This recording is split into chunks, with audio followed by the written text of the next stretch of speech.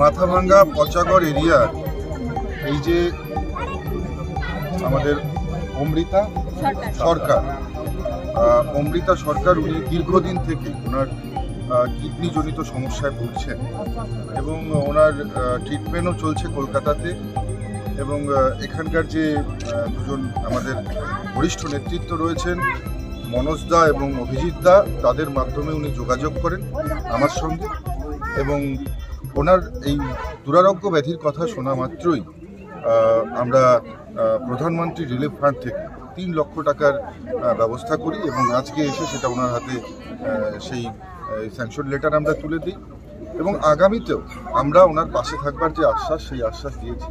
আজকে কত মানুষ দেখুন এখানে আমাদের শুধুমাত্র যে নেতৃত্ব তারা নয়, সঙ্গে সঙ্গে কর্মী থেকে শুরু করে সমর্থক, আজকে এই এলাকার সাধারণ মানুষ এসে দাঁড়িয়েছে এই আমাদের যে অমৃতাদি রয়েছে, অমৃতা সরকার, তার পাশে থেকে তাকে সহযোগিতা করবার জন্য।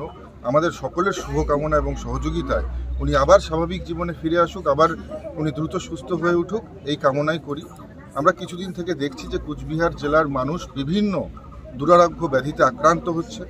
আমরা মানুষের পাশে থাকবার আশ্বাস দিয়েছি, শুধু রাজনৈতিক মঞ্চে বা রাজনৈতিক প্ল্যাটফর্ম বা অন্যান্য যে আমাদের অনুষ্ঠান হয় সেটার মাধ্যমেই নয়, আমরা মানুষের বিপদের দিনেও মানুষের পাশে থেকে আমাদের মাধ্যমে যেটা সম্ভব, যে সহযোগিতা সম্ভব, সেই সহযোগিতা আমরা করার চেষ্টা করছি।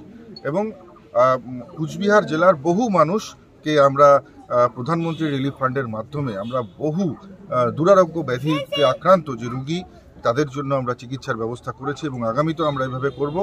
আপনাদের সাংবাদিক বন্ধুরা যারা এখানে রয়েছেন তাদের মাধ্যমে আহ্বান করছি যে যদি এই ধরনের কোনো আপনারা খবর পান, আপনাদের লোকালয়ে আপনাদের পাড়া প্রতিবেশী, আত্মীয় স্বজন কেউ যদি এই ধরনের কোনো ব্যাধিতে আক্রান্ত হন, নিশ্চিতভাবে আপনারা যোগাযোগ করবেন।